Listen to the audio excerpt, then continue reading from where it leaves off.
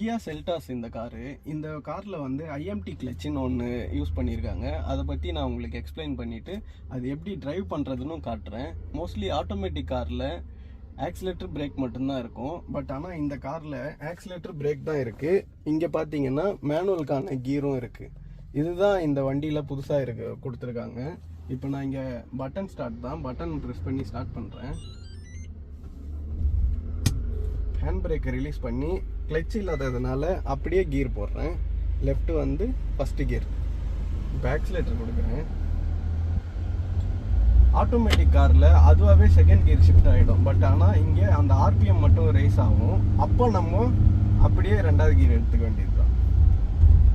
அந்த RPM race ஆகுது இல்லை, இன்ஜின் கத்த சவுண்டு கேட்கும்ல, அதை மட்டும் நம்ம கால்குலேட் பண்ணி நம்ம கிளச் இல்லாததுனால அப்படியே கியர் ஷிஃப்ட் பண்ணிக்க வேண்டியது தான்.